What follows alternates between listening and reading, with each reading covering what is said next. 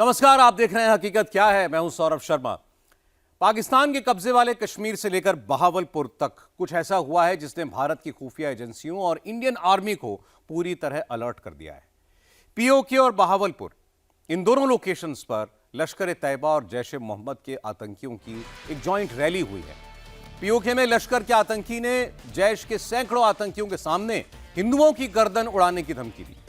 लश्कर के आतंकी मुफ्ती मोहम्मद मूसा ने कैमरे पर कबूल किया कि उसने शहबाज शरीफ के सामने कहा था कि जिहाद नहीं रुकेगा, जारी रहेगा। इसी रैली में लश्कर के एक दूसरे आतंकी ने गीदड़ भभकी दी कि हिंदुस्तान लश्कर और जैश का कुछ नहीं बिगाड़ सकता।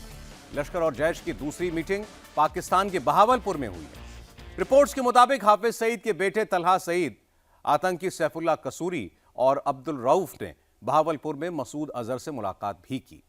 तो क्या लश्कर और जैश दोनों मिलकर भारत के खिलाफ टेरर अटैक की कोई बड़ी तैयारी कर रहे हैं? और क्या आतंकियों का नया वीडियो आने के बाद हिंदुस्तान 2026 में युद्ध के लिए तैयार है? क्या आतंकियों की नई लोकेशन भी ट्रैक कर ली गई है? देखिए ये रिपोर्ट। अमेरिका ईरान पर अटैक करेगा, मगर उससे पहले हिंदुस्तान पाकिस्तान पर अटैक करेगा। फरवरी से मार्च 2026 के बीचों बीच युद्ध होकर रहेगा।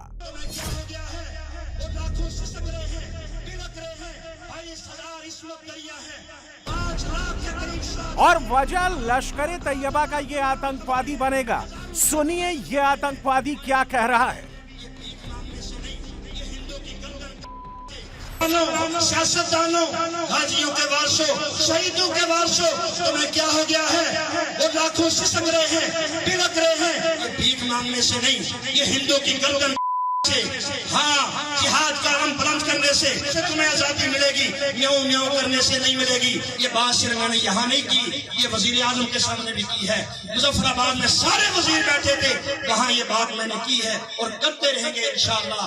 हाथ से भी जिहाद करेंगे, जुबान से भी करेंगे, कलम से भी करेंगे। लश्कर का आतंकवादी कह रहा है हिंदुओं की गर्दन काट देंगे, और ऐसा कह के इसने अपनी मौत को दावत दे दी है। हिंदुस्तान को पाकिस्तान पर अटैक करने का रीजन दे दिया है। अब की बार लश्कर का आतंकी मुफ्ती मोहम्मद मूसा कैमरे पर आया है। यह अकेले नहीं आया है, कई खूंखार आतंकी साथ लेके आया है। गिनती कर लीजिए, 1 2 3 4 5 6 7 8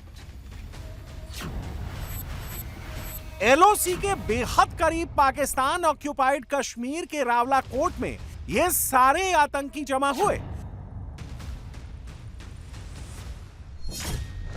पीओके में लश्कर और जैश ने इकट्ठे होकर जिहाद वाली रैली की है।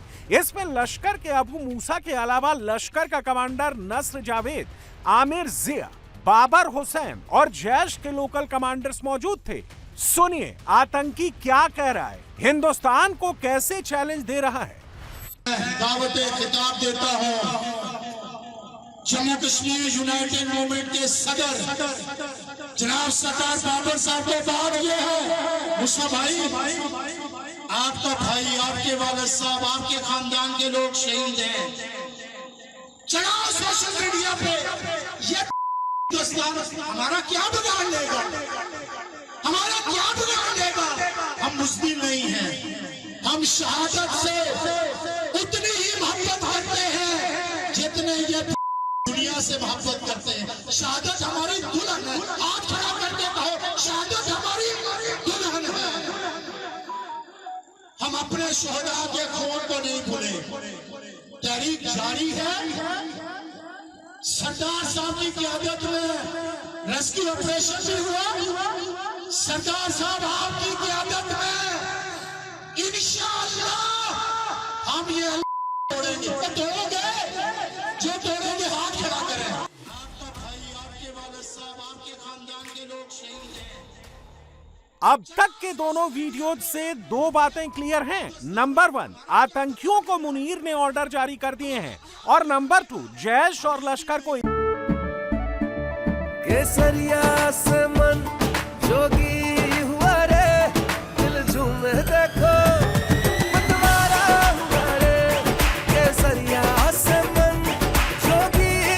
हर पल मनाओ केसरी त्योहार।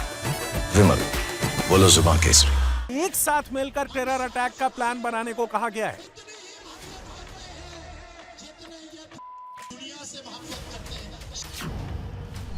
और इसकी पुष्टि पाकिस्तान के बहावलपुर से आई ये तस्वीर कर रही है, जहां 12 जनवरी को जैश और लश्कर के आतंकियों की ज्वाइंट मीटिंग हुई है। इस मीटिंग में हाफिज सईद का बेटा तलहा सईद, लश्कर का आतंकी सैफुल्लाह कसूरी और अब्दुल राउफ मौजूद थे। रिपोर्ट्स के मुताबिक यहां लश्कर के इन तीनों आतंकियों की मुलाकात जैश के सरगना मसूद अजहर से हुई है। नोट करने वाली बात यह है कि पहलगाम आतंकी हमले से पहले भी इन तीनों आतंकियों ने मसूद से सीक्रेट मुलाकात की थी। बहावलपुर के जिस जामिया मोहम्मदिया कॉलेज के कैंपस में ब्रेन वॉश किए छात्रों को लश्कर और जैश के आतंकियों ने एड्रेस किया, उस कैंपस का जैश और लश्कर तैयबा के साथ बहुत पुराना कनेक्शन है और अब ये लोकेशन इंडियन एजेंसीज की रेडार पर है। और अब पाकिस्तान से जो खबर निकलकर सामने आ रही है, उसमें पता चला है कि लश्कर और जैश मिलकर टेरर अटैक की प्लानिंग कर रहे हैं और इसकी तैयारी शुरू भी हो गई है, जैसा कि आप इस वीडियो में देख सकते हैं।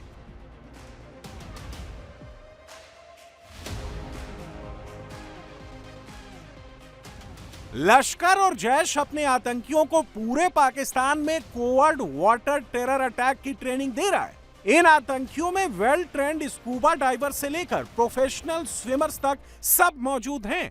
इस वीडियो में लश्कर के जिन आतंकियों का चेहरा नजर आ रहा है, उनमें रिजवान हनीफ भी है, आमिर जिया भी है। पीओके से लेकर पाकिस्तान के कई शहरों में ऐसी टेरर ट्रेनिंग दी जा रही है और अब इन सबकी लोकेशन ट्रैकिंग पर डाल दी गई है।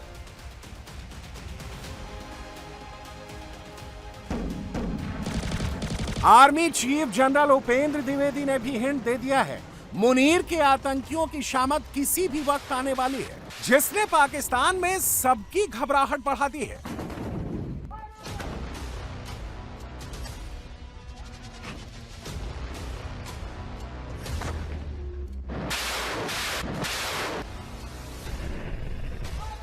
टेररिस्ट कैंप के क्या हालात हैं? तो टेररिस्ट कैंप के हालात का मैं ये बताना चाहूँगा कि जितनी खबर हमारे पास है, तकरीबन 8 कैंप्स अभी भी हमारे ऐसे नॉलेज में हैं जो कि एक्टिव हैं, जिसमें से 2 तकरीबन आईबी के अपोजिट हैं और 6 एलसी के अपोजिट हैं।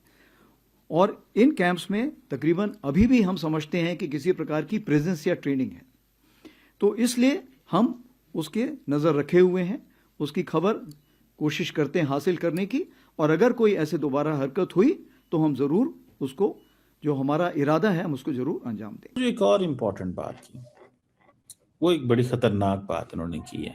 उन्होंने कहा जी 8 टेरर कैंप्स पाकिस्तान के अंदर मौजूद हैं, 6 क्रॉस एलओसी हैं, 2 क्रॉस इंटरनेशनल बॉर्डर हैं। मतलब ये कि सब कुछ मौजूद है अभी भी, यानी कि इंटरनेशनल बॉर्डर के उस पर भी हैं। जो फॉर एग्जांपल इंडिया ने जो हमला किया था उधर, क्या उसको बोलते हैं, जो हमला उसने किया था बालाकोट, तो इंटरनेशनल बॉर्डर को क्रॉस किया था। तो ये चीज जो है ना, दैट इज देयर।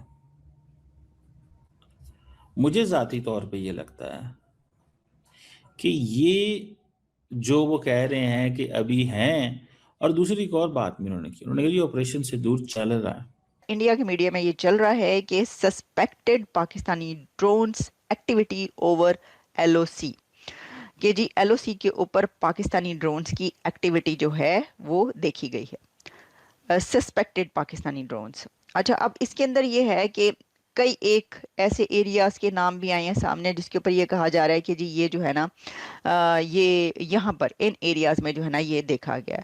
अब देखिए, उसके बाद फिर ये भी आया कि इंडिया की तरफ से फायर भी खोला गया है, उन ड्रोन्स के ऊपर गोली शोली चलाई गई है। अभी ऑपरेशन सिंदूर हुआ इंडिया की तरफ से, और एक बार फिर जो है मेरा ख्याल है वहाँ की तरफ से फिर कल परसों ही जब ये नरेंद्र मोदी और अजीत डोल की जो स्पीचेस हुई हैं, इससे ये होता है कि कभी भी कुछ भी हो सकता है। उन्होंने सीधा जो है ना वो ब्राह्मोस से कुछ और कर देना है, तो वो जंग वंग फिर दोबारा शुरू हो जानी है। तो अगर पाकिस्तान और इंडिया के बीच भी जंग शुरू हो गई तो फिर तो खुदा ही हाफिज। आतंकियों की कब्र खोदने के लिए हिंदुस्तान क्या क्या करने जा रहा है, अब जरा उसकी भी डिटेल देख लीजिए। यह तस्वीर कुछ घंटों पहले की है। प्रधानमंत्री मोदी ने फ्रांस के राष्ट्रपति इमैनुअल मैक्रो के डिप्लोमेटिक एडवाइजर से मुलाकात की है और इस मुलाकात की टाइमिंग बहुत इंपॉर्टेंट है क्योंकि हिंदुस्तान ने बड़ी संख्या में फ्रेंच फाइटर जेट राफेल की नई खेप जुटाने की तैयारी शुरू कर दी है। फ्रांस की डिफेंस वेबसाइट एवियोन्स लेजेंडरीज के मुताबिक भारत फ्रांसीसी राफेल फाइटर जेट का सबसे एडवांस वर्जन खरीदने जा रहा है। यह डील फरवरी में साइन कर ली जाएगी। रिपोर्ट्स के मुताबिक भारत और फ्रांस के बीच 114 राफेल लड़ाकू विमान खरीदने का सौदा होगा। यह डील करीब 3.2 लाख करोड़ रुपए की होगी। 114 में से 18 Rafale fighter jet fly away condition में भारत पहुंचेंगे, जबकि बाकी राफेल फाइटर जेट्स का प्रोडक्शन भारत में ही होगा, जिसमें 30% स्वदेशी सामग्री होगी। भारतीय वायुसेना के पास पहले से मौजूद 36 राफेल लड़ाकू विमानों को F4 वेरिएंट में अपग्रेड किया जाएगा। यह डील साइन हो जाने के बाद भारतीय सेना के पास राफेल विमानों की कुल संख्या 176 हो जाएगी। इस वक्त वायुसेना के पास 36 राफेल विमान हैं और नौसेना ने पिछले साल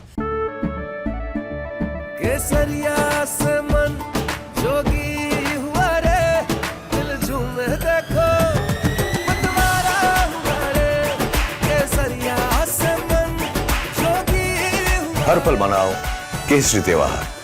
विमल, बोलो जुबान केसरी। 26 विमानों का ऑर्डर दिया है।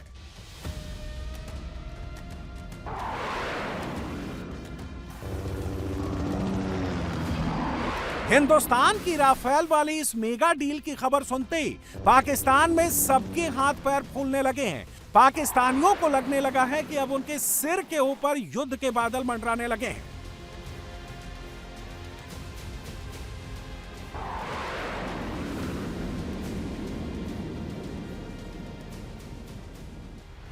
सुनने में आया कि इंडिया 36 अरब डॉलर के 114 राफेल ले रहा है।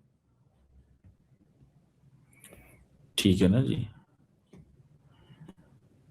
और इसमें ये कोई 36 अरब डॉलर की डील है जिसमें 30% इंडिजिनस इंडियन मेड कंटेंट उसके अंदर होगा। इंडियन मेड कंटेंट उसके अंदर होगा तकरीबन 30%। ये हर रोज कुछ ना कुछ मोदी साहब 2-4 साल बाद 5 साल बाद देखना चाहते हैं कि मेरी फौज किधर खड़ी है, मेरी फौज किधर खड़ी है, और उससे पता चलेगा कि जहां पे फौज खड़ी है उसका क्या करना है, किस अंदाज से करना है। अब अगर आप ये देखें कि ये जो उनका नैरेटिव है मोदी साहब का कि वो हर कीमत के ऊपर वो चाहते हैं कि पाकिस्तान जो है ना वो उसको हम कुछ सालों बाद थोड़ा सा दबाते रहें। पाकिस्तान तो कहते हैं ना 75 साल से नाजुक तरीन दौर से गुजर रहा है। जहां तक मुसलमान दुनिया का ताल्लुक है, ये हमारी तबाही का दौर है। अभी मुसलमान दुनिया की जानिब से कोई रेजिस्टेंस नहीं आएगी। ये वॉरफेयर की एक नई स्ट्रैटेजी है, वही 5th जनरेशन वॉर, जिसको बाकी मुल्कों के साथ मिला के अब वर्ल्ड वॉर या 6th जनरेशन वॉर की तरफ जा रहे हैं। मेरे पाकिस्तानियों, नौबत यहां तक आ गई है कि एक तरफ तैयारियां मुकम्मल हो चुकी हैं, हमला कब करना है, कैसे करना है, मामलात वहां जा रहे हैं। मेरे पाकिस्तानियों, बहुत बड़ी डेवलपमेंट्स हो रही हैं। काश हमारे जर्नैलों को ये बात समझ आए कि आप जो कर रहे हैं इस मुल्क में, वो इस मुल्क को तोड़ने की तरफ लेके जा रहा है। आपको आलमी हालात का कोई अंदाजा नहीं है। तो मेरे पाकिस्तानियों, आलमी हालात भी ठीक नहीं है और पाकिस्तान के हालात भी कुछ ज्यादा ठीक नहीं है।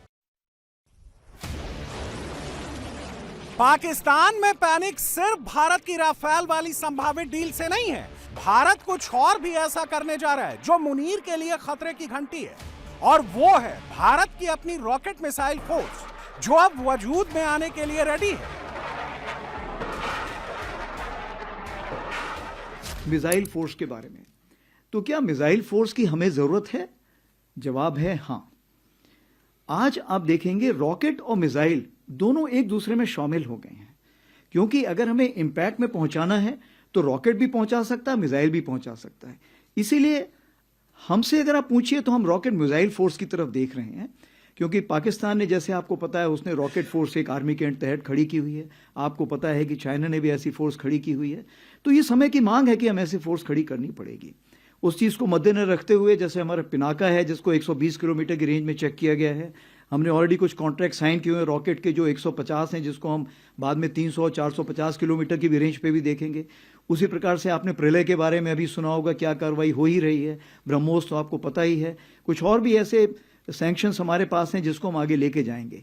तो मैं यही आपको सारांश में बताना चाहूँगा कि ये समय की ज़रूरत है और इसको हम जितनी जल्दी इसको ऑर्गेनाइज करें उतना हमें इफेक्टिवनेस लाने में फायदा होगा। सवाल है कि ये रॉकेट मिसाइल फोर्स युद्ध की स्थिति में कैसे पूरी की पूरी तस्वीर बदल सकती है। रॉकेट फोर्स एक विशेष सैन्य इकाई होगी जिसमें लंबी दूरी के रॉकेट्स और बैलिस्टिक मिसाइलें शामिल होंगी। यह पारंपरिक तोपखाने से कहीं आगे होगी, क्योंकि यह सैकड़ों किलोमीटर दूर बैठे दुश्मन को कुछ ही मिनटों में निशाना बना सकती है।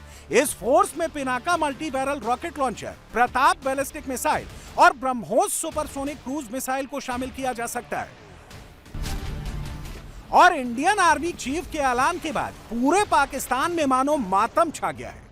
DGISPR चौधरी शरीफ ने कहा था कि अपनी प्रेस कॉन्फ्रेंस में कि इंडिया को हम कहते हैं कि तुम लोगों को जो भी शौक है ना हम पे हमला करने का, और अब आओ ले आओ, तुमने जो करना है, दाएं से आना, बाएं से आना, ऊपर से आना, नीचे से आना, एक बार मजा ना करा दिया तो पैसे वापस। पाकिस्तान इंडिया से 15 दिन भी नहीं लड़ सकता। जंग तो छोड़ें, वो खड़े भी नहीं रह सकते। हम तो भिखारी हैं। हमने तो जंग रुकवाई है भीख मांग के अमेरिका से और चाइना से, और हम नहीं लड़ सकते भाई। भारत ने कहां कहां नहीं मार गिराया। ये तो पाकिस्तान भी डिनाई नहीं करता ना कि भारत के मिसाइल आके लगे हैं, ब्राह्मोस लगे हैं, अभी तो अग्नि और पृथ्वी और पता नहीं क्या क्या पड़े हैं। तो यह है कि पाकिस्तान की औकात नहीं है कि वो भारत से जंग लड़ सके एक दिन भी। मुनीर अभी हिंदुस्तान के संभावित हमले के डर से उबरा भी नहीं है कि एक और मुसीबत उसके पल्ले पड़ गई है। जब से यह खबर आई है कि ईरान पर हमले के लिए अमेरिका पाकिस्तान की एयर स्पेस और एयरबेस का इस्तेमाल कर सकता है, तब से पाकिस्तानी ही मुनीर को पानी पी पी कर कोस रहे हैं। कह रहे हैं कि अमेरिका अगर मुनीर की मदद लेकर ईरान पर हमला करेगा तो पाकिस्तान भी नहीं बचेगा। ईरान के बाद पाकिस्तान की अगली बारी है, ईरान के बाद पाकिस्तान की बारी है और बलूचिस्तान की बात की जा रही है। डॉट कनेक्टिंग आप खुद कर लें। मैं आपसे आखिरी बात आपके सामने रखता हूं, ठीक है? बैनुल-अक़वामी कुव्वतों का प्लान है ईरान के बाद पाकिस्तान और उसके बाद पाकिस्तान तोड़ना है, न्यूक्लियर वेपन उसको लेने हैं। इस प्लान को अमली जामा कौन पहना रहा है? क्या आसिम मुनीर और नवाज शरीफ नहीं पहना रहा? मेरा आपसे सवाल है। Pakistan is prepared to do more. पहले अमेरिका हमसे कहता था डू मोर, अल्फाज पे गौर करें। Pakistan is prepared to do more. Kesariya से मन जोगी हुआ रे, दिल झूमे देखो मतवारा हुआ रे। केसरिया से मन जोगी हुआ। हर पल मनाओ केसरी त्योहार। विमल, बोलो जुबान केसरी। पाकिस्तान डू मोर के लिए तैयार है, यानी हम आपके सामने उल्टे लेट गए हैं। हजूर अब आपने जो करना है वो आप करेंगे, हम लेट गए। ईरान पर अमेरिका का हमला किसी भी वक्त हो सकता है। इस बीच ईरान ने मिडिल ईस्ट के देशों को भी चेतावनी जारी कर दी है। कतर में अमेरिका के मिलिट्री बेस से लेकर सऊदी, यूएई, तुर्की और हर उस देश को तेहरान ने वार्निंग जारी कर दी है जहां जहां अमेरिका के बेस मौजूद हैं।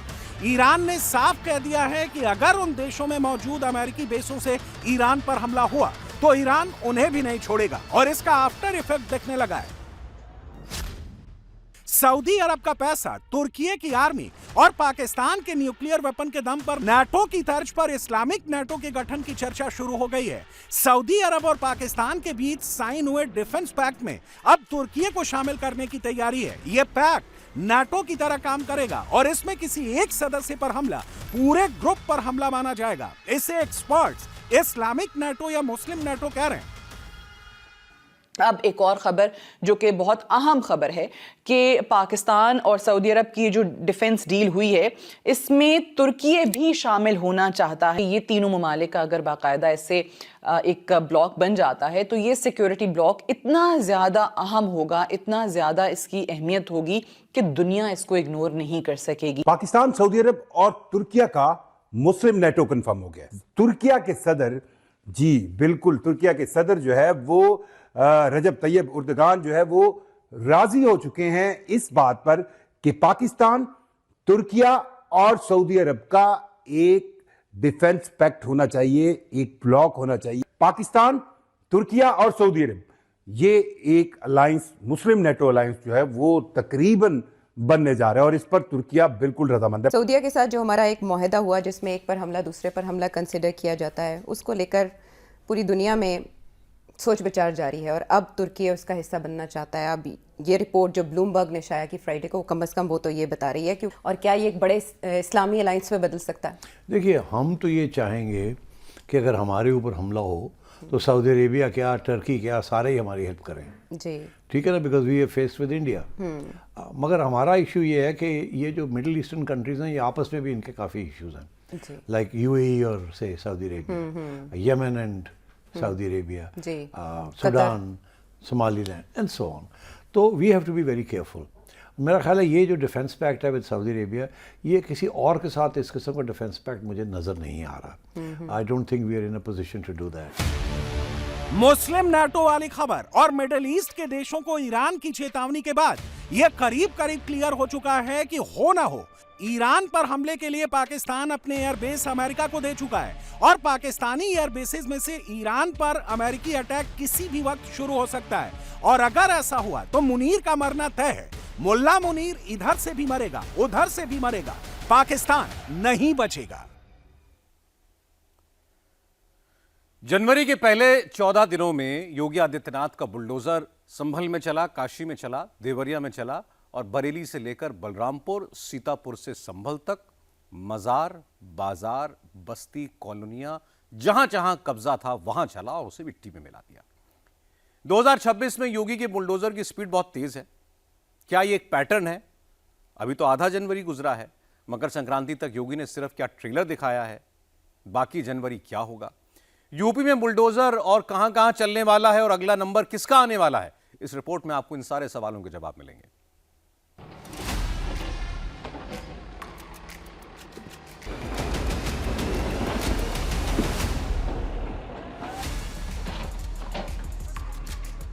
यूपी से देवभूमि होते हुए बिहार तक बुलडोजर टॉप गियर पर दौड़ रहा है। –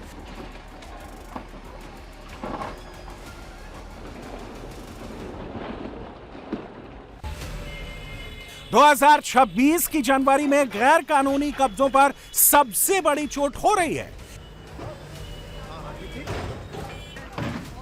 कहीं 20 साल पुराना, कहीं 30 साल पुराना इंक्रोचमेंट हटाया जा रहा है।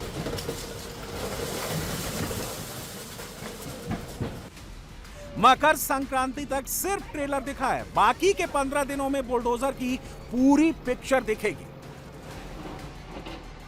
आज मकर संक्रांति है, त्योहार का दिन है, लेकिन बुलडोजर अभियान आज भी रुका नहीं है। शहर शहर गैर कानूनी कब्जों पर सख्ती हो रही है। सबसे ज्यादा एक्शन यूपी में दिखाई दे रहा है, जहां बाबा का बुलडोजर कानून को ताक पर रखने वालों पर कोई रहम नहीं कर रहा है। यूपी में एसआईआर की प्रक्रिया खत्म होने के बाद बाबा का बुलडोजर डबल पावर के साथ एक्शन में आ गया है। वाराणसी की दाल मंडी में 7 जनवरी से गैर कानूनी मकानों को हटाने का काम फिर शुरू हुआ। सीतापुर में बुलडोजर ने 1 करोड़ की सरकारी जमीन पर से कब्जा हटाया। देवरिया में अवैध तरीके से बंजर जमीन पर बनी मजार को ध्वस्त कर दिया गया। बलरामपुर में 50 साल पुरानी मजार से कब्जा हटाया गया। बरेली में अवैध तरीके से बनाई जा रही कॉलोनी को गिराया गया। गाजियाबाद में अवैध कॉलोनी पर अथॉरिटी का बुलडोजर चला है। संभल में भी लगातार कब्जे हटाने का सफाई अभियान चल रहा है। यह उत्तर प्रदेश में बुलडोजर एक्शन की सिर्फ पिछले 7 दिनों की रिपोर्ट है। योगी आदित्यनाथ यूपी की लाइलाज बीमारी का पूरा इलाज कर रहे हैं। जिसका कब्जा जमीन उसकी, यूपी में यह ट्रेंड बरसों से चला आ रहा था। नदी, झील, तालाब, पार्क, सड़क की सरकारी जमीनों पर दबंग कब्जा करते रहे। जमीन पर कब्जे के लिए मजहब का सहारा लिया जाता रहा। गैर कानूनी तरीके से मज़ारें, मस्जिदें बना दी गईं। सरकारें आईं और गईं, लेकिन इन्हें हटाने की हिम्मत किसी ने नहीं दिखाई।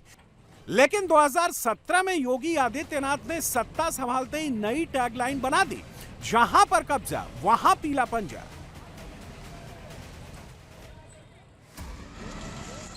कानून को ताक पर रखने वालों पर योगी कोई रहम नहीं करते।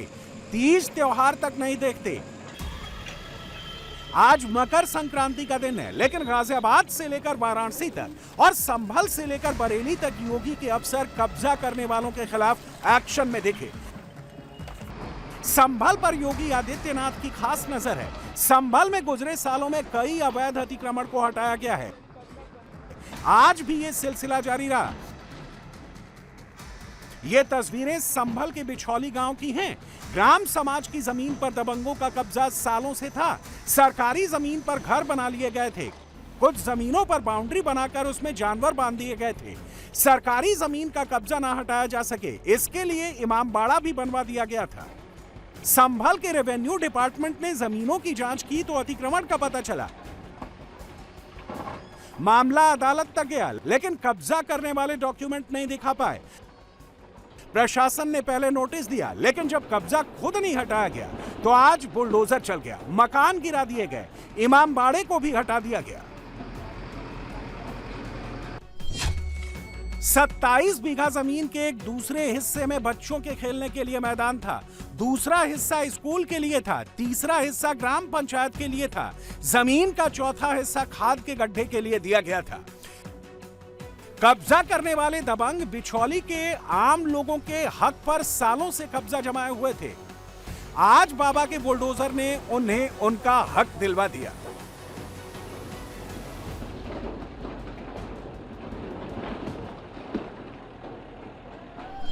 काफ़ी टाइम हो गया अपील खारिज हुए को भी, 1 महीने से ज़्यादा हो गया है। उनके पास लेखपाल साहब के भी द्वारा सूचना दी गई है, अमीन साहब के भी द्वारा सूचना दी गई है, लेकिन इन लोगों ने समय ही मांगते रहे है। बाकी इन्होंने हटाने की कार्रवाई कोई नहीं की। अभी फ़िलहाल ये 6-7 मकान है यहाँ पे जिसको तोड़ा जा रहा है। हाँ, रिहायशी मकान है, कुछ के पास कुछ में जो है बाउंड्री वाल वगैरह हैं, पशु वगैरह बंधे हैं सबके। संभल में योगी का बुलडोजर अभी रुकने वाला नहीं है। टारगेट संभल की 1-1 इंच जमीन से गैर कानूनी कब्जे साफ करने का है। पूरे संभल में रेवेन्यू डिपार्टमेंट और प्रशासन की टीमें वॉर लेवल पर काम में जुटी हुई हैं। अब तालाब की जमीन पर बने 40 से ज्यादा मकान प्रशासन के रेडार पर हैं। नाप जोख शुरू हो गई है। प्रशासन के मुताबिक 5 बीघे जमीन पर अवैध तरीके से कब्जा किया गया है। इस जमीन पर 40 से ज्यादा मकान गलत तरीके से बनाए गए हैं। यह जमीन संभल के वाजिदपुर इलाके में है। लोग 35 से 30 सालों से यहाँ रह रहे हैं। ये मकान के पेपर है हमारे, बेनामा है। कब का है ये कम से कम 60 साल 50 साल से ज्यादा का पुराना है। अच्छा, तो आज क्या जानकारी हुई है, क्या मामला? जानकारी की यहाँ पे तालाब की जगह निकाली जा रही है। हमने ना आज तक यहाँ पे तालाब देखा, खाली हमारा प्लॉट था, हमारे दादा ने मकान बनाया उस पर प्लॉट पे। कब से रह रहे हैं यहाँ पे हमें 60 साल हो गए लगभग रहते हुए। यहाँ पे आबादी जो है 60 से 70 साल पुरानी आबादी है। लोगों के पास कागज भी हैं इसके और दिखा भी रहे हैं अधिकारियों को, बात हो रही है। लेकिन जो भी नापतोल हो रही है, अब इसके बाद में फिर कागज दिखाए जाएंगे, बताया जाएगा। ये लोग अब क्या फैसला करते हैं अधिकारी, ये उनके हाथ में है।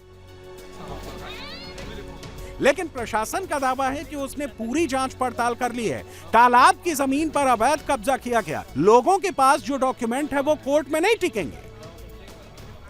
बड़ी दुर्भाग्यपूर्ण स्थिति है कि हमारे नदी, झील, तालाब ऐसी जगहों पर भी हम लोगों ने कब्जे किए हुए। इसमें कुछ दुकानें बनी हुई हैं और लगभग 20 से 22 मकान बना रखे हैं लोगों ने, जो कि 25-30 साल पुराने तो हैं। डॉक्यूमेंट क्या, अब इन लोगों ने कुछ स्टाम्प दिखाए हैं, कुछ जो बैनामे दिखाए हैं। तो बाकी हमारे रिकॉर्ड के अनुसार तो ये तालाब है, जिसमें इन लोगों को नोटिस दिए जाएंगे। इन लोगों को अपना पक्ष रखने का अवसर मिलेगा। गुरदोष के आधार पर बेदखली की कार्रवाई की जाएगी। सोचिए, खेल का मैदान, बच्चों का स्कूल, तालाब की जमीन, ग्राम पंचायत की जमीन पर लोग दशकों से रह रहे हैं। इतने सालों बाद उनकी फाइल बाहर आ जाएगी, ये किसी ने नहीं सोचा था। यूपी में अवैध कब्जों का आलम यह है कि सरकारी जमीन पर अवैध तरीके से पूरी की पूरी कॉलोनियां बसा ली गई। गाजियाबाद में ऐसी एक अवैध कॉलोनी पर बुलडोजर चल गया। 70 बीघा जमीन पर यह अवैध कॉलोनी डेवलप हो रही थी। 100 प्लॉट्स पर बाउंड्री वॉल भी बना दी गई थी। बिल्डर साइट ऑफिस बनाकर धड़ाधड़ प्लॉट बेच रहा था। कॉलोनी के अंदर की सड़क भी तैयार कर दी गई थी। गाजियाबाद डेवलपमेंट अथॉरिटी को जब खबर मिली कि विवेक विहार और मिथिला नगर कॉलोनी के सामने नए मकान बन रहे हैं, कंस्ट्रक्शन चल रहा है, तो जांच शुरू हुई। पता चला कि जो लोग ये मकान बना रहे थे उनके पास इस जमीन का मालिकाना हक भी नहीं था। लोग ठगे न जाएं, इसलिए अथॉरिटी के अफसर बुलडोजर लेकर पहुंच गए और आधे बने मकान गिरा दिए। योगी के बुलडोजर का एक्शन वाराणसी में भी जारी है, लेकिन आज वहां हंगामा हो गया।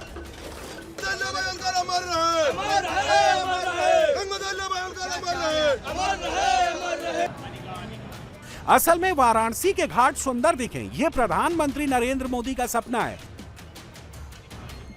योगी इसी काम में लगे हुए हैं। बनारस के मणिकर्णिका घाट के रेनोवेशन का काम चल रहा है। इसके लिए कुछ पुरानी इमारतों को गिराया जा रहा है। इस कार्रवाई का मकसद घाट की ऐतिहासिक गरिमा को बनाए रखते हुए श्रद्धालुओं और स्थानीय लोगों को बेहतर सुविधाएं देना है।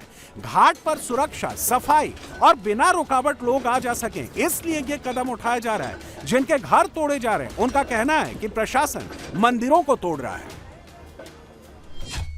आज मेरा घाट 4 दिन के पहले उसको तोड़ा गया, हमको कोई सूचना नहीं मिला। अभी मेरी माँ जिंदा है, मेरा मामा नहीं था, इसलिए हम लोग उसको चलाते थे। मेरा घाट तोड़ा गया, पूरा शिवलिंग, अहिल्याबाई का पूरा मंदिर। आपने देखा था? हाँ बिल्कुल देखा, 4 दिन पहले हमने देखा था।